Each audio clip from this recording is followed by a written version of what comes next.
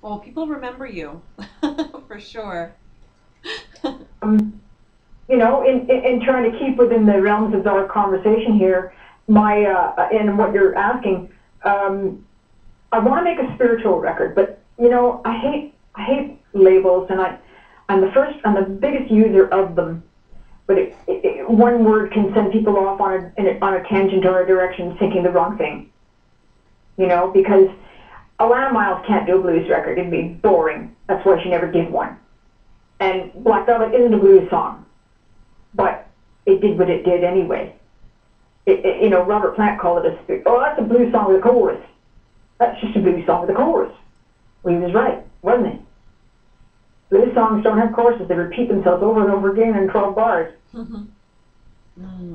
A wonderful chords and had a B section and it had a chorus, and it was a story about the king. Blues songs tend to be things they tend to be spiritual reckonings with the devil. At least the best ones. You know what I mean? So I'm reckoning with my devil on this next record. I'm reckoning with the grandmother who did rotten things to me. I'm writing a song called Poke Your Granny, because she's lying in a grave, yeah. that's that's hysterical. I love it. And it's really, really rude. But where am I going to put it? I don't want to be rude to people. I don't want to be rude to myself. But I got to put that somewhere, because it's an ingredient that you know. Black Velvet, the subject matter was about this wonderful man, and it was a beautiful, beautiful lyric. I don't think that I need to worry about singing songs about Elvis anymore.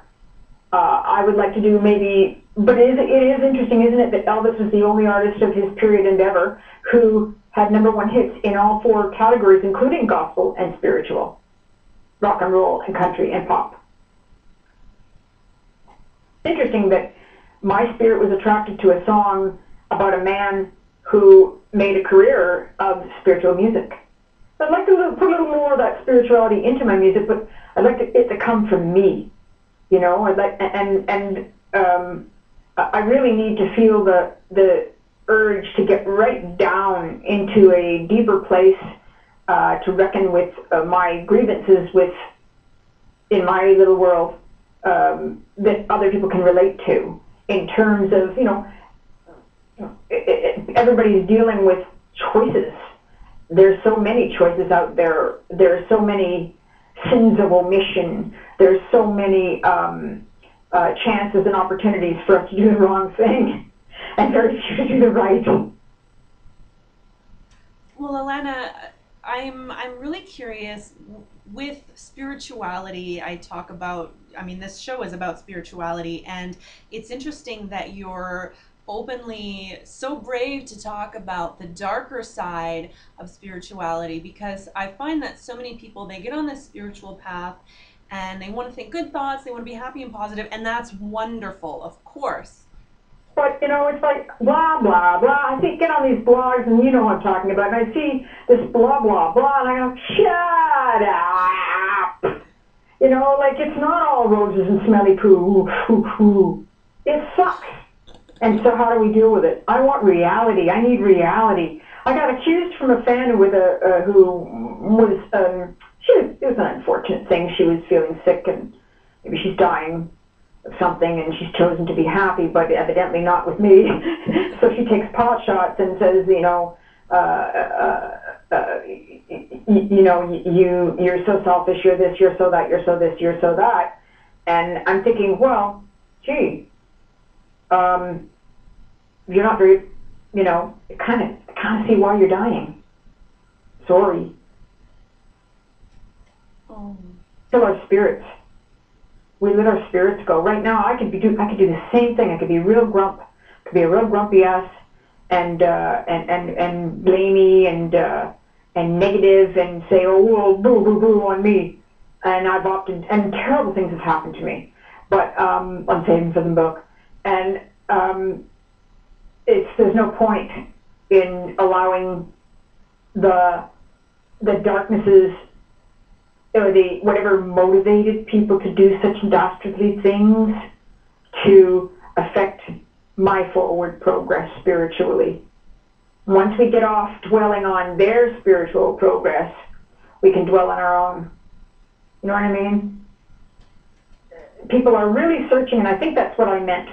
You know, when you see it out there, people waxing on poetic about how spiritual and how they were, and lucky those people who are raised and who go into that glowing ether of sunshine and can spend every day and share their every mood and moment. But don't you dare tell me they don't have a dark time when they're crying and in tears and things just suck.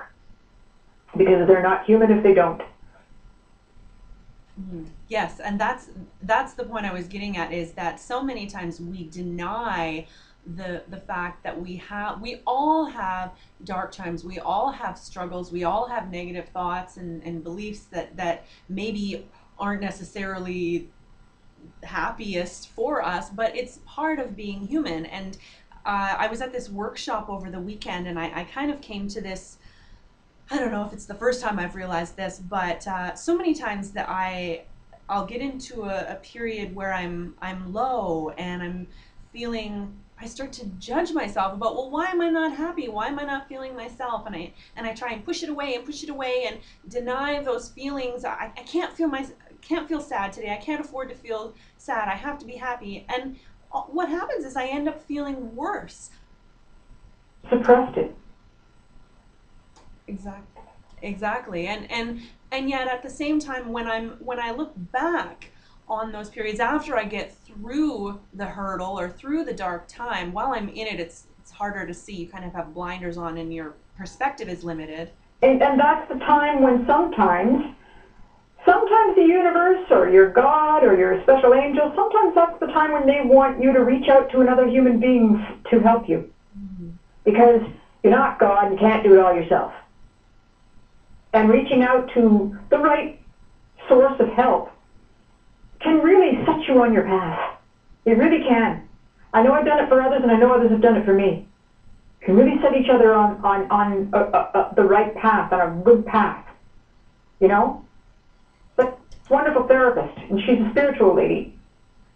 And she can set me on the right path and order my brain thinking, because we address that brain thinking, that self-persecutory attitude towards, you know, it's the mother whipping you into, you'll never be good, you can never do that, and you can't do that, what do you mean, you're not a musician, blah, blah, blah.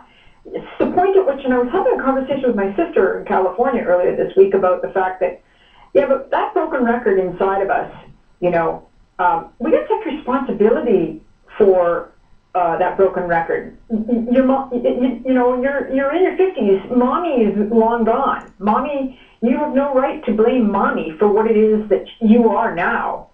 That's mommy's voice, and now you got to break with if you've learned only negative energy, if you learned only negativity towards yourself, you've got a greater challenge to break those patterns, to want to hurt yourself. And it's done on subtle levels, but it can have a profound effect.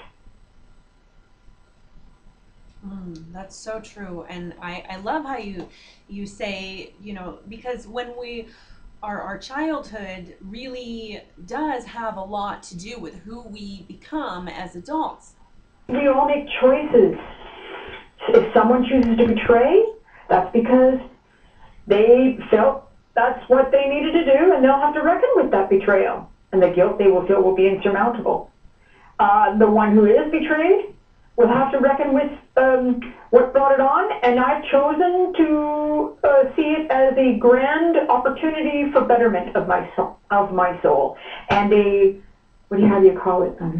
A great big crystal ball that indicated to me what it is I really needed to learn.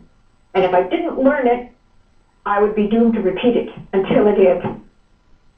And it gets worse and worse and worse. So the more you push away your feelings about whatever it is, I don't care what it is, the more you're going to reach for the bottle or the bottle of alcohol or drugs or sex or something to compensate, or controlling your mate or whatever, controlling your children or whatever. the more you're going to compensate if you don't deal with your own issues of self-love or lack thereof. Or in my case, I didn't know how. I had all the wrong messages, never given the right instruction from childhood on. In fact, I was defiled from any kind of good experiences in love before the age of 5. So my challenges are very strong. They're profound. They're far-reaching. But I'm proud of myself because I made a choice not to ever do such things to others. I never, and now I must make that I must make that leap of faith where I must now learn not to do it to myself. Yes. That for whatever it is, I'm damned if I'm going to find out before I leave this life what has me feeling the need to persecute when God does not persecute. You know, he makes us all,